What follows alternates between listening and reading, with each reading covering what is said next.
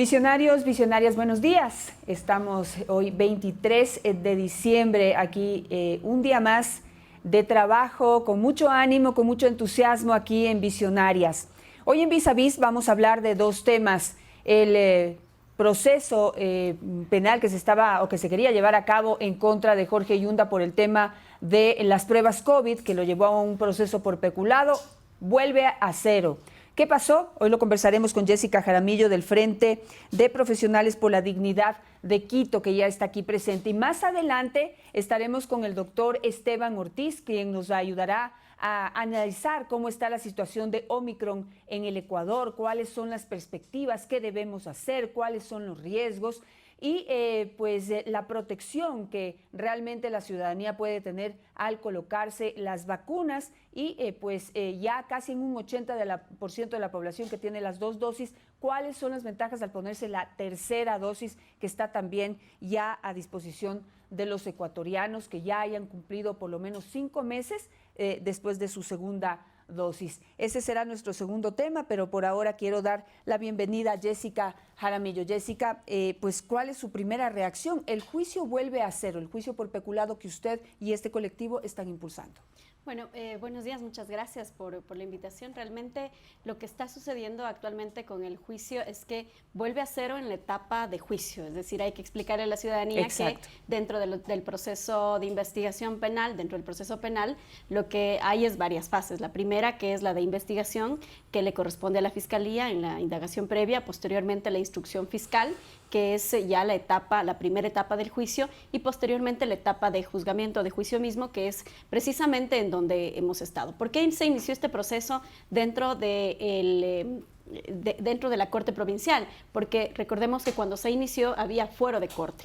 Una vez que accionamos el proceso de remoción, ya el fuero de corte prácticamente, ya está fuera el exalcalde Yunda del fuero de corte, pero por haber sido un delito que ha sido ejercido dentro de esas funciones, pues lo que se tiene que hacer en este momento es, dado que se ha prácticamente recusado a uno de los jueces, que uno de los jueces habría tenido una conducta, poco común, no muy común y muy particular en este tipo de casos, y lo que se estaría intentando hacer por parte del señor exalcalde, el señor Yunda, es tratar de encontrar jueces a su medida, como lo hizo en el proceso de remoción cuando interpuso una acción extraordinaria de protección, una acción de protección, cuando interpuso una acción incluso aquella de medidas cautelares, cuando también se evidenció una presunta manipulación del sistema de sorteos.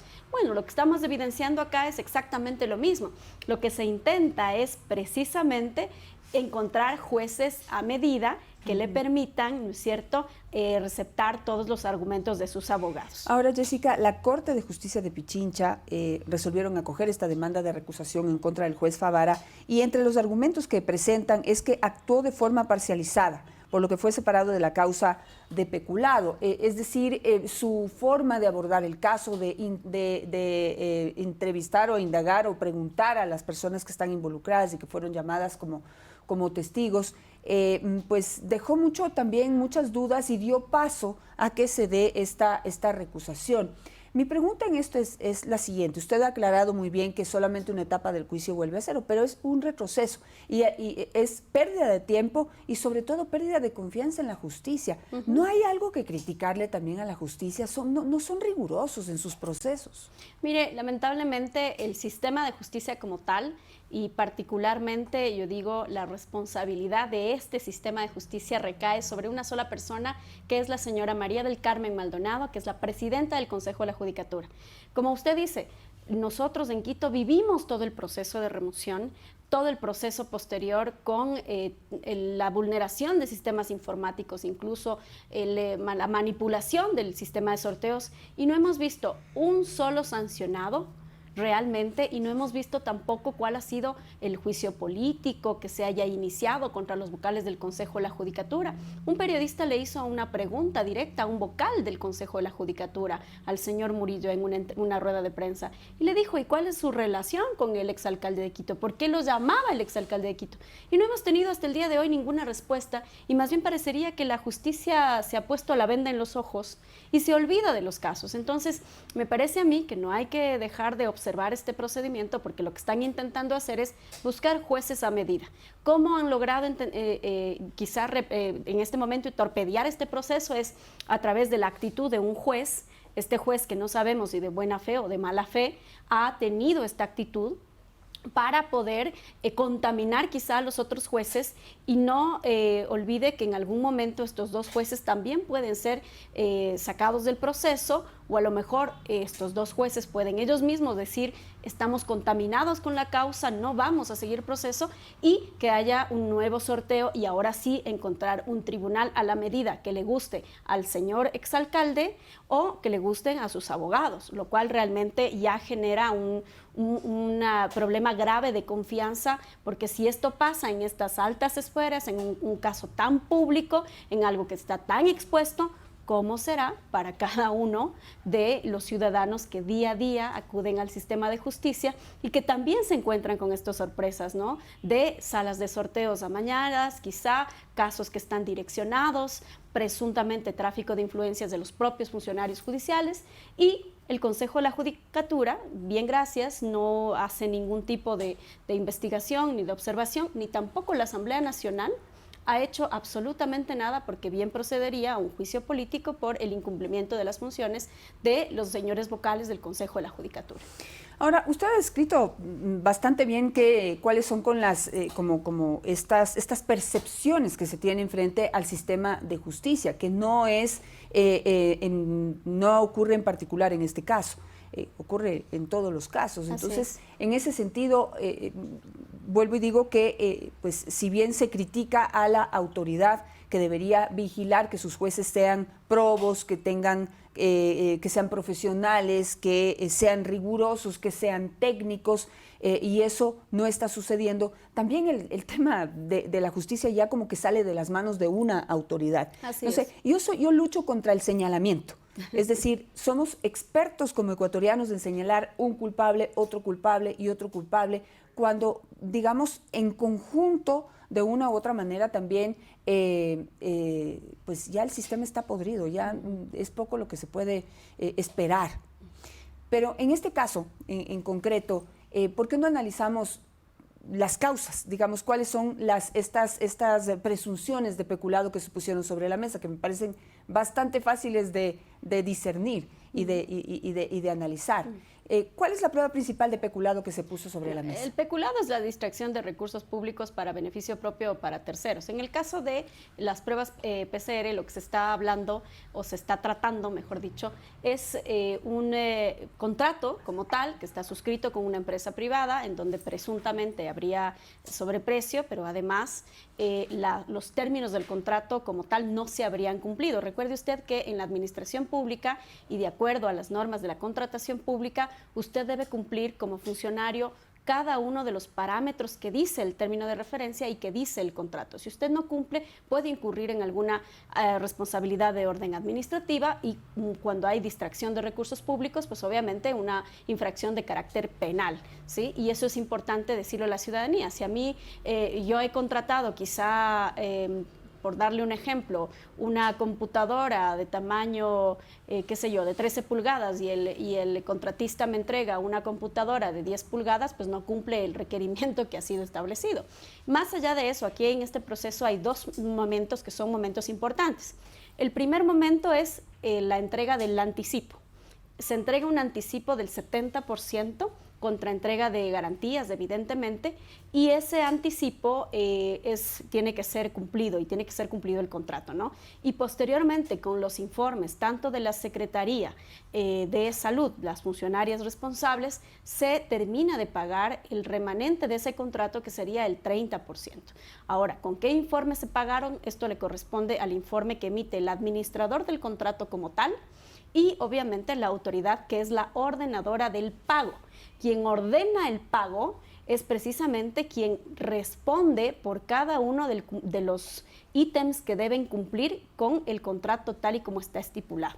Entonces, esto es importante señalarlo porque los recursos públicos tienen una forma de gastarse, ¿no es cierto?, en donde lo que decimos los abogados es aquí tiene que cumplirse la voluntad del Estado, y para que se cumpla esa voluntad deben haber algunos elementos, como por ejemplo la partida presupuestaria, la justificación del estado de emergencia, en este caso para la adquisición de las pruebas PCR, y todo esto tiene que analizarse dentro del contexto de este juicio por peculado. No olvide usted que aquí hay varios procesados, más de 10 evidentemente, y eso ha generado que el caso sea mucho más amplio. ¿Qué significa volver a cero? Significa que en toda la etapa de juicio va a volverse a repetir la audiencia de juicio, con lo cual a quien desgasta este proceso sin duda es a la Fiscalía. Hay que pedir entonces a Fiscalía que sea mucho más técnica, que sea mucho más contundente con sus argumentos, y obviamente ese tribunal tendrá que revisar. Ahora, el proceso de recusación sube a apelación y es un tribunal de alzada el que va a determinar si es que procede o no procede la recusación. Pero en todo caso lo que significa es que hay un retraso de tiempo. Pero no se olvide que lo que ha vivido Quito en términos generales es un síndrome de, yo diría, de saqueo a las instituciones públicas que vivimos durante 2 años con una alcaldía que es la peor que ha tenido la ciudad de Quito, y que esta sin duda son los mismos concejales, desde el mismo consejo. Tampoco es que los ciudadanos tenemos ninguna esperanza con este consejo, pero al menos lo que hemos hecho es intentar erradicar esa corrupción ya de una manera descarada y cínica que se ha dado en la ciudad. Y en este caso el tiempo y la falta de técnica y de rigurosidad por parte de la justicia juega en contra, pero el tema es muy fácil y para que la gente pueda comprender. El planteamiento que se ha hecho por peculado es porque pidieron un tipo de pruebas, que eran las pruebas PCR, y finalmente compraron estas otro tipo de pruebas que pues eran parecidas, pero no las mismas. Ahí ya se establece el peculado. Pidieron una cosa y compraron otra. Sí, más que todo, el verbo rector lo que establece es la distracción de recursos públicos para beneficio de uno o de 2 o de 3 personas, ¿no es cierto? En este caso de un tercero, que es el contratista. Sin embargo de eso, tienen que probarse cada una de las aseveraciones, es decir, cómo se incumplieron los términos de referencia, cómo se configuró el peculado, en dónde fueron a parar esos recursos que pueden configurar el peculado. Es decir, no es una acusación fácil de hacerla, pero tampoco es que en los términos de la contratación pública y de las normas que rigen la contratación pública, pues evidentemente también hay forma de evidenciarlo y de hacerlo, ¿no? Ahora, frente a eso, yo creo que es importante también que cuestionemos el sistema de justicia como tal. Yo creo que el sistema de justicia actualmente no ha vivido su mejor momento, no vive su mejor momento. Hay una sentencia de la Corte Constitucional que no permitía que el error, que ya no permite que el error inexcusable sea accionado directamente por un perjudicado, por un usuario. Desde mi punto de vista, yo creo que ese es un error, sin embargo es un pronunciamiento de la Corte Constitucional, pero ese error ha logrado o está logrando los niveles de impunidad que tenemos actualmente, es decir... Bueno, porque por otro lado, Jessica, también ha habido abuso. También hay abuso, la recusación también se convierte en una herramienta para demorar los casos. Así es. ¿Sí? Entonces hay que ponerle paro a eso. Y eso, digamos, en unos procesos funciona y en otros perjudica. Pero por eso yo le decía, el problema de fondo es que la justicia está podrida, ya las evidencias son cada día peores y quienes sufrimos los platos rotos somos los ciudadanos, porque finalmente, yo le digo, a mí lo que me interesa es que, y lo que nos debería interesar a todos los ecuatorianos, es que haya justicia, que se encuentre al culpable y que se descubra la verdad, nos guste o no nos guste, en el caso PCR, en el caso del Baby Yunda, en el caso ilícita. Cualquiera de los casos, porque acusar es fácil. Y yo quisiera volver para poder desmenuzar y analizar. Digamos, la principal prueba que hay ahí es que se incumplió con los términos del contrato.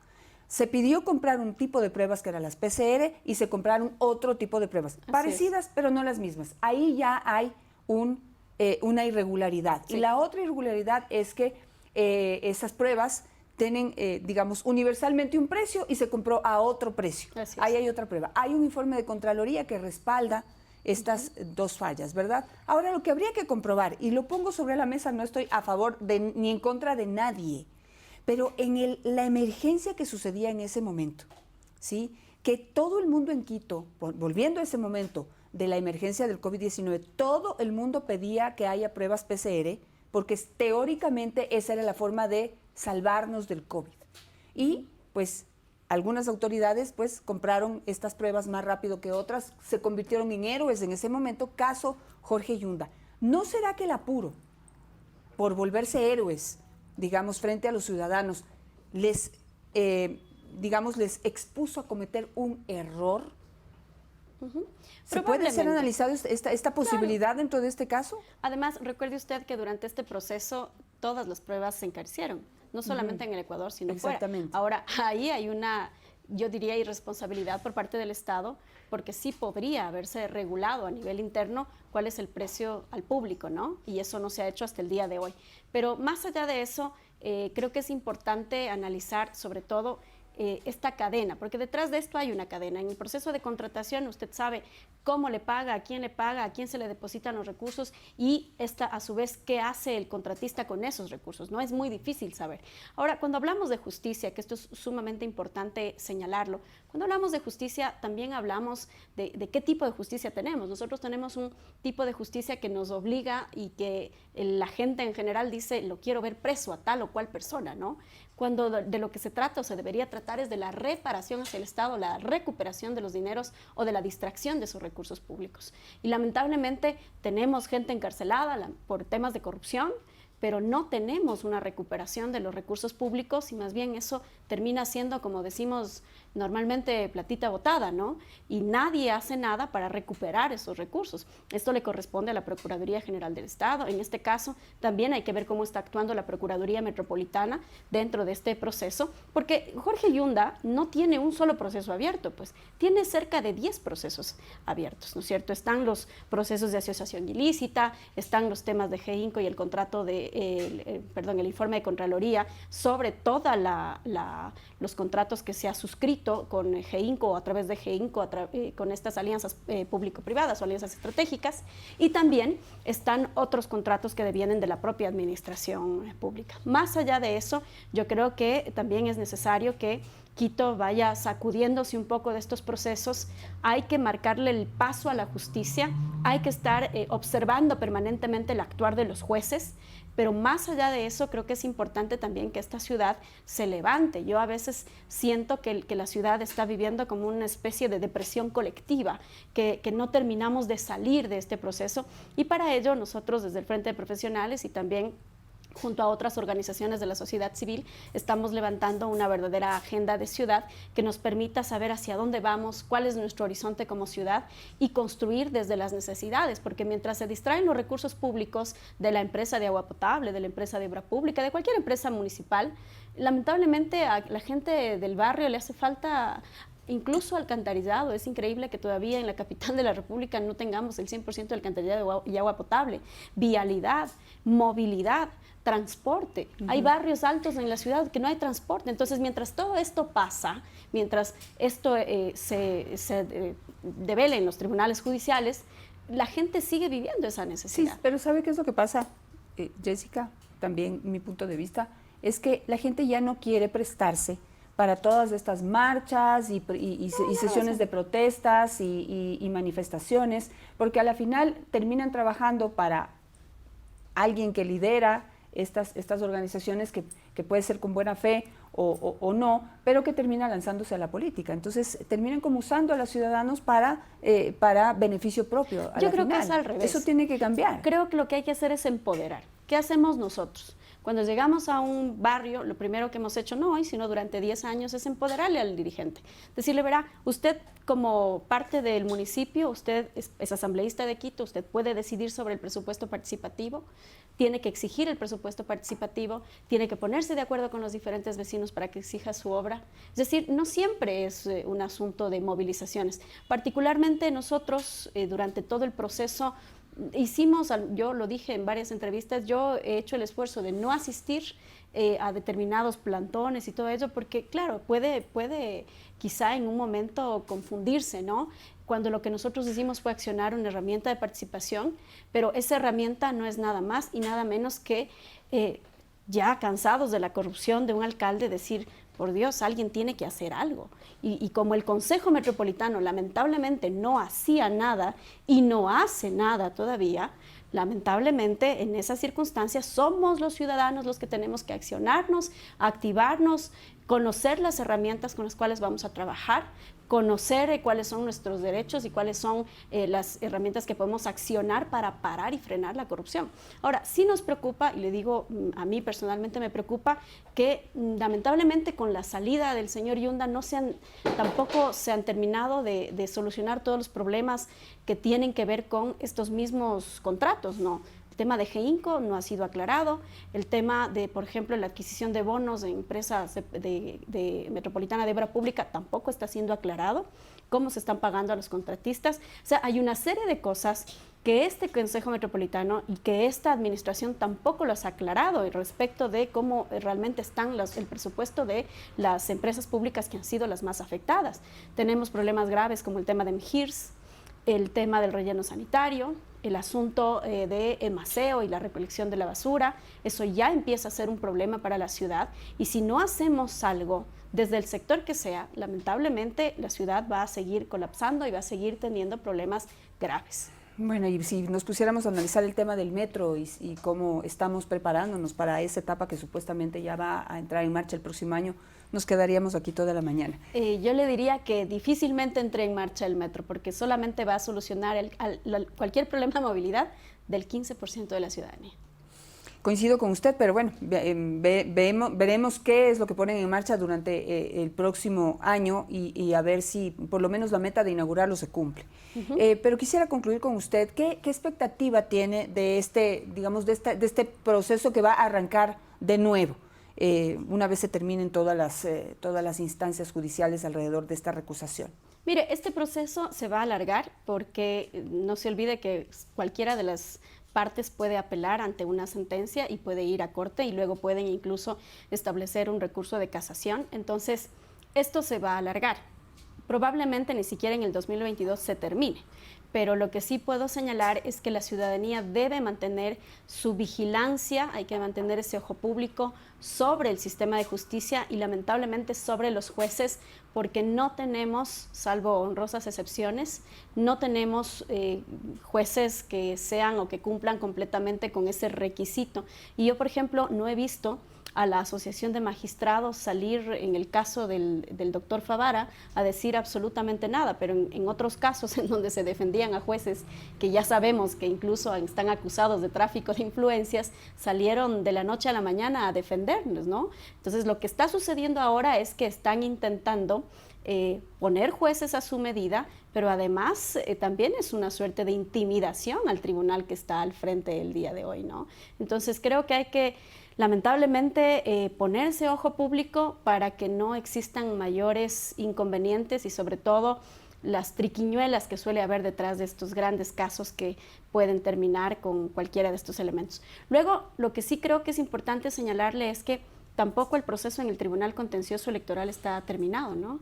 El Tribunal Contencioso Electoral está en ambos casos en fase de apelación y por lo tanto los derechos políticos del señor Yunda no han sido suspendidos, así que en las siguientes elecciones, si es que no hay un pronunciamiento del tribunal, el señor podría participar sin ningún problema. Me voy a quedar con eso que iba a ser mi última pregunta. Justamente usted ya prevé un alargamiento del proceso y ya estamos próximos de iniciar un año preelectoral y preparación para la inscripción de candidaturas. Jorge Yunda, entre chiste y chiste, ya ha dicho que se va a candidatizar nuevamente para la alcaldía de Quito.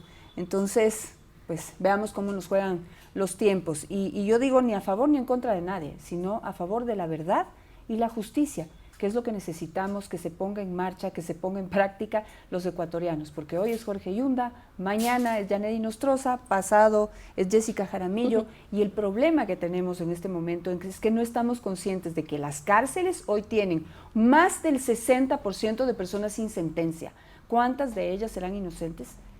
¿Cuántas de ellas deberían ya estar fuera? ¿Cuántas de ellas deberían estar condenadas porque son los realmente responsables de las acusaciones de las que fueron, por las que fueron procesados o intentan ser procesados? Porque si no tienen sentencia, pues ahí no ha pasado nada. Así es. Gracias, Jessica. Gracias a usted. Pues aquí la puerta siempre abierta para poder seguir de cerca no solamente este proceso, sino este proceso de concientización que usted está llevando adelante para que los ciudadanos quiteños volvamos a ser lo que éramos antes, ciudadanos activos, interesados y que aman a su ciudad.